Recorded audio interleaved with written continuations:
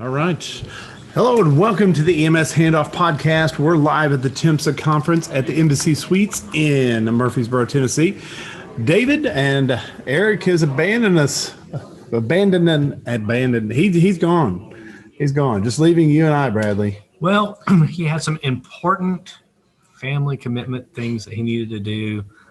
So we understand. We understand. It's something new for us anyways, but I wanted to make sure and take advantage of this opportunity. So Tennessee EMS Education Association has been good enough to let us broadcast right outside of their boardroom, as a matter of fact, right outside of the main session hall. So having a little bit of fun doing this, a lot of impact, and trying to get just as many nuggets as we can. And so we're going to welcome in Matt from iSimulate. Hey, thanks for having me. You know, just a random thing. About 5 minutes ago, he had really no clue, just coming over here to talk. And so, we're like, hey, we need to go ahead and put this down. So Let's go. You came as a vendor for the conference here, showing off the new iSimulate devices that we have.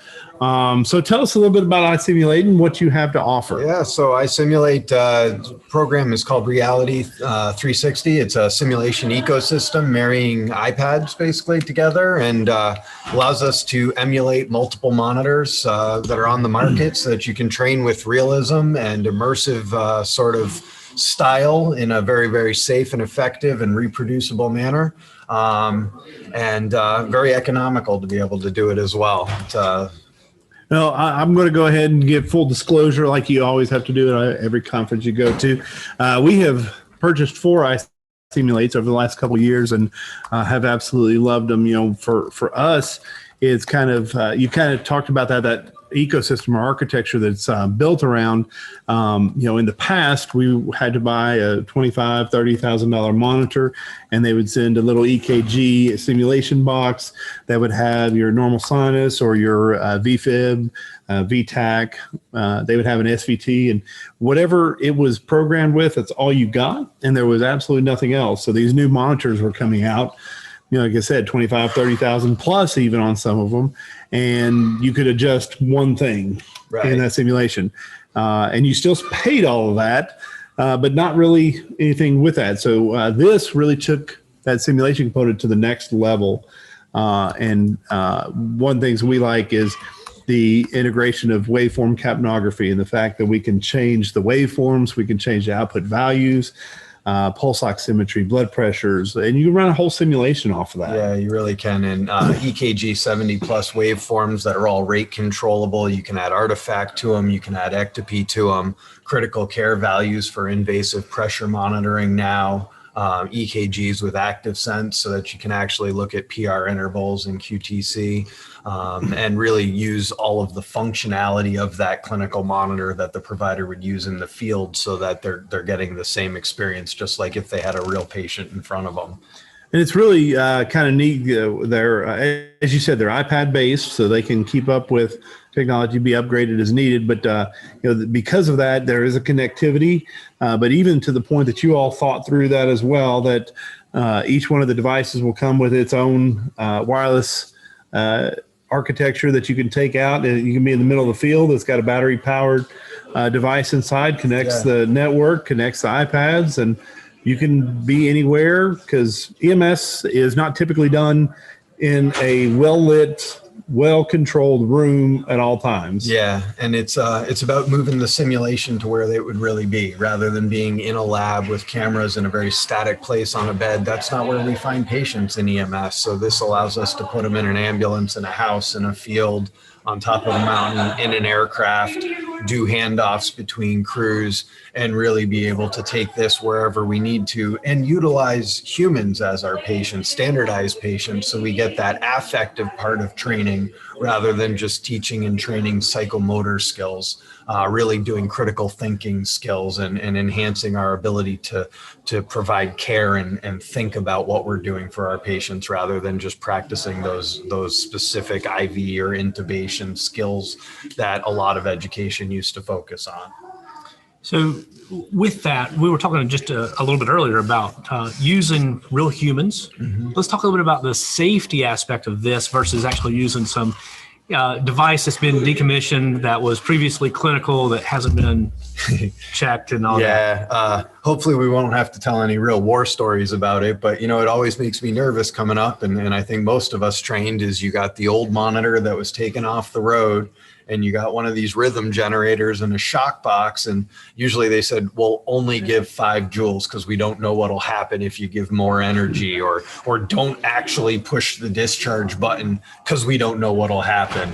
I never wanted to be the one to find out, but this is intrinsically safe. This doesn't discharge electricity. So if we are using a human patient, or we are going on any type of mannequin or training device, we can go through the skills of pacing, of cardioversion, of defibrillation, and not have to worry about that safety issue of electricity. Also, biomed and bioengineering doesn't have to happen on this device, like most of those devices we were talking about earlier that sat in a closet for 20 years, and we don't even know if they're safe to power on anymore or go through the power cycle, let alone deliver electricity out. Yeah, and I think it's important to be able to use that so they're actually able to go to the correct energy setting for whatever device they have, because it mimics the other devices, and be able to actually deliver that set energy. Unfortunately, I've reviewed a couple of cases where patients got, the lowest amount of joule setting because that's what they'd trained for in the classroom. Just like, several years ago when I had the opportunity to look at some of the Civil War stuff, we found muskets that were packed full of bullets because they just kept packing because they never wanted to fire them and waste the bullets during their training. Yeah. So when they were in actual battle, they would just continue to pack the muskets full, and then they never fired them. We hear that practice the way you play over and over and over again, and it's preached by a lot of educators and facilitators. But one of my best examples that I share of tragedy in this was going and having a new student come straight out of paramedic school to ride with me, and he goes to start an IV, and he takes the alcohol prep and starts wiping the arm, cleaning it. And he's doing those outward concentric circles, but he never took the wrapper off of the alcohol prep. And I said, why? And he said, well, because we never opened them in class. So we taught that bad behavior, doing it hundreds and hundreds of times in his learning. But when he went in the field, that's what he remembered. So this allows us to train the way we need to practice. And the one thing that's always killed me about that, because my instructors and love them, they will occasionally hoard things like triangular bandages because, we just need to roll them back up and use them again and I'm like, you buy a pack of those for like 96 cents. And, you look at a box of alcohol preps and you can use a couple of boxes and go a long way. And they're like $10 for 3, So one of the things I really do like, and obviously setting up with iPads as the backbone of the system, it's really difficult to mimic the face of a LifePak 15 or a Zolex, Zol-M, any of those series.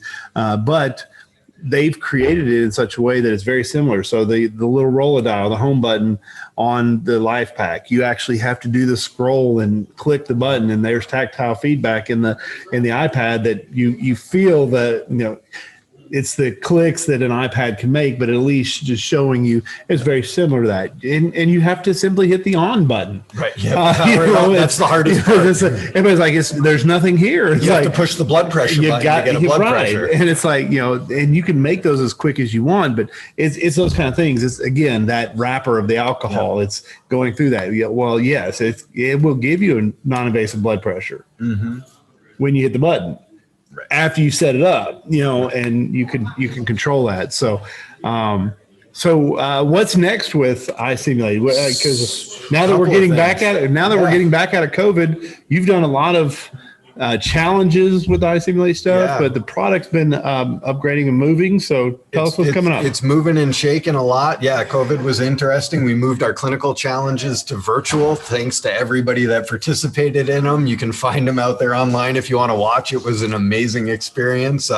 We're headed back to a lot of conferences to do some more clinical challenges. So sign up. The GEMS, the EMS world, there's more coming. They're all going to be advertised for us. As far as features go, the CPR feedback is up and running. There's 2 different vents, a Ravel and a Zoll vent module that are in there for training use. That are online. There's going to be some more remote capabilities as well. The world needs remote now, we know. So we actually have the functionality that we don't even have to be on that local architecture of the internet like you were talking about before.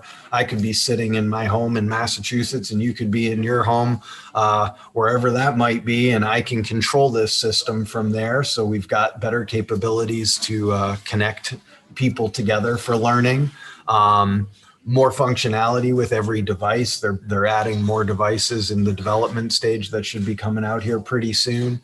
And hopefully we'll see a little bit more in the critical care side. We've added the invasive stuff, and I'm expecting that we'll see some other devices come along to sort of supplement maybe what's happening in EMS, both with audible assessments and maybe some other types of assessment tools that we're seeing coming up here soon. Well, we certainly appreciate you coming, and there's really no reason to have you on if we don't follow up and say, if somebody was interested in the iSimulate products, obviously it's pretty easy, but where do they need to go to find more information? So isimulate.com is the website here in the US. You can go to info@isimulate.com to send us a message. Also, if you send a message up to them and you're interested in seeing it more and you can't make it to a show, third Thursday of every month, we do an educator's corner. It's an hour or 2 over the online system where we do a deployment, little virtual share, and you can get a taste of it that way as well. And you can just info@isimulate.com and they'll send you the link for it. All right. Well, we thank you for joining us in here as a little impromptu. You had no clue, but sometimes that's the best way to get the information across. So we certainly appreciate iSimulate for 1, supporting the conference, 2, supporting the profession and the furtherance of it, and 3, just taking the time to be here and provide this information. So for everybody out that's listening to us today, don't forget to go by our podcast partner, the Journal of Emergency Medical Services. You can find them on their website at gems.com, and don't forget to go by and check out our clothing line with the Pursue Company at thepursueco.com, and you'll find not only the red one that Bradley's wearing today, but the Keep Back podcast line that we've recently released. Great stuff. And from our co-host Eric that is on the road right now with family, Bradley, Dean, and myself, take care, stay safe, and always remember the value of your EMS handoff.